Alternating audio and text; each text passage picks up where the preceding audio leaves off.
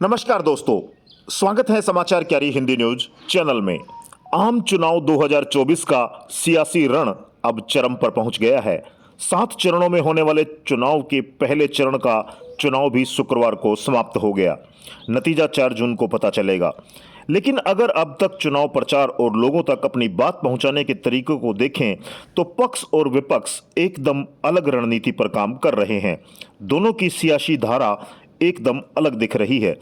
अगर हम बीजेपी की अगुवाई में एनडीए का अब तक का चुनावी प्रचार देखें तो स्पष्ट है कि उसका पूरा चुनाव नरेंद्र मोदी के नाम, काम और करिश्मे के भरोसे है। सिर्फ बीजेपी ही नहीं बल्कि उसके सहयोगियों के लिए भी सबसे बड़ा और अकेला सियासी तुरुप का पत्ता नरेंद्र मोदी ही है।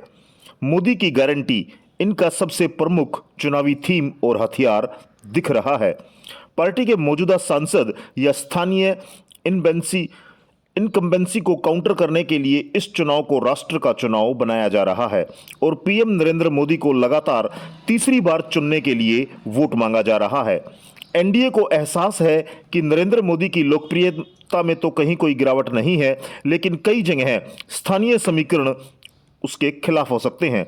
इसका काउंटर करने के लिए राष्ट्रीय मुद्दों को सामने लाकर चुनाव को मोदी चाहिए या नहीं चाहिए वाला बनाया जा रहा है।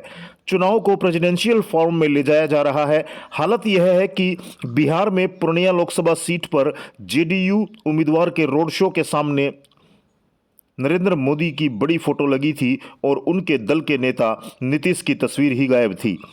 यही सूरत दूसरे सहयोगी दलों में भी दिखी। सहयोगी दल भी अपने इलाके में पीएम मोदी की रैली की सबसे अधिक मांग कर रहे हैं। मोदी के नाम के सहारे ही वो अपनी इस चुनावी वैतरणी को पार करना चाहते हैं। बहुत से सांसदों की यह शिकायत रही और वो माफ़ी मांगते नजर आए कि मैं आपके क्षेत्र में नहीं आ पाया, अब तीसरी बार आप मोदी को वोट दो। धारा 370 राम मंदिर, विकसित भारत के मुद्दों को गिनाते हुए मोदी के नाम पर सभी सांसद वोट मांगते नजर आ रहे हैं। वहीं अगर हम बात करें विपक्षी गठबंधन की रणनीति की, तो विपक्षी गठबंधन पूरे चुनाव को स्थानीय मुद्दों और लुभावने वादों को इर्द गिर्द रखने की कोशिश में है। विपक्षी दल पीएम नहीं एमपी चुने वाले नैरेटिव पर जोर दे रहे हैं।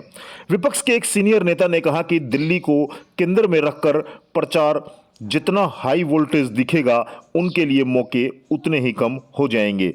वह इस बात का जवाब दे रहे थे कि विपक्ष का चुनाव प्रचार बीजेपी के मुकाबले फीका क्यों दिखता है। इसके अलावा कांग्रेस 38 लाख सरकारी नौकरियों व महिलाओं को 1 लाख रुपए सालाना मानदेय जैसे लोक लुभावन वादों की बात कर रही है। वहीं विपक्ष जमीन पर संविधान बदलने की आशंका को भी मुद्दा बनाने की कोशिश कर रहा है। इसके पीछे इनकी मंशा खासकर दलित और ट्राइबल वोट को अपने पक्ष में करने की है। 2014 से अब तक कई चुनावों में मिली हार के बाद विपक्ष ने पहली बार हमले के लिए नरेंद्र मोदी नहीं, उनकी नीतियों और रोजगार, संविधान बदलने जैसे मुद्दों को चुना है। विपक्षी नेता स्थानीय मुद्दों को तरजीह दे रहे हैं। हालांकि नरेंद्र मोदी हमेशा राजनीति को अपने हिसाब से पिच पर मोड़ने के लिए जाने जाते हैं।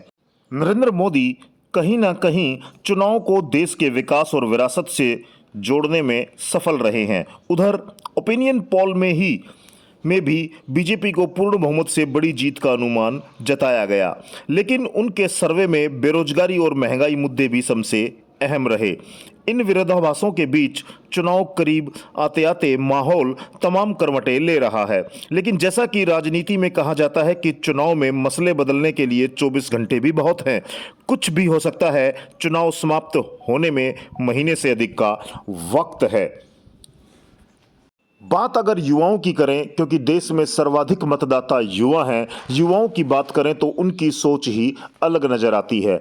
वो अपने कैरियर पर, भविष्य पर, शिक्षा पर, रोजगार पर, स्वास्थ्य पर और अपनी सहूलियतों पर ज़्यादा फोकस करते नजर आ रहे हैं।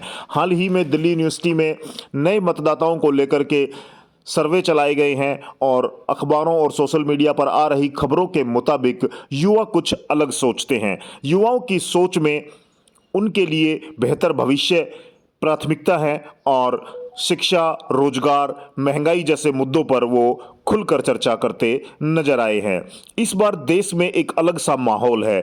एक ओर जहां देश को विकसित बनाने के मुद्दे पर लड़ाई जारी है, तो विपक्ष गठबंधन महंगाई, रोजगार और स्थानीय मुद्दों पर बात करता नजर आ रहा है। जो सबसे बड़ा नैरेटिव इस इलेक्शन में है, इस आम चुनाव में है, वो भारतीय संविधान को लेकर के है। विपक्षी गठबंधन का आरोप है कि भाजपा प्रचंड बहुमत की मांग कर रही है, 400 पार की बात कर रही है। वो 400 पार पाकर भारत के संविधान के मूल को बदलना चाहती है। हालांकि भारतीय जनता पार्टी के वरिष्ठ नेताओं ने इस पर अपने विचार दिए हैं कि अभी तक संविधान में अनेकों संशोधन हो चुके हैं और वो देश हित और जनता के हित में किए जाते रहे हैं। पूरे देश में चुनावों में नरेंद्र मोदी को आगे रखकर चुनाव लड़ा जा रहा है। तीसरी बार मोदी सरकार, 400 पार के नारों की धूम मची हुई है। विपक्षी गठबंधन स्थानीय मुद्दों के साथ साथ अलग अलग क्षेत्रों में, अलग अलग राज्यों में अपने अलग अलग मुद्दों के साथ चुनाव लड़ता नजर आया है। 2024 का चुनाव भारत की राजनीति की नई दिशा और दशा तय करेगा, ऐसा माना जा रहा है। भारत की राजनीति में आने वाले समय में बड़े बदलाव देखने को मिलेंगे, जब राष्ट्रीय मुद्दे और स्थानीय मुद्दे, जी हां, स्थानीय मुद्दों पर क्या राष्ट्रीय मुद्दे भारी पड़ेंगे या लोग स्थानीय मुद्दों को तरजीह देते हैं। देखते रहिए समाचार कैरी।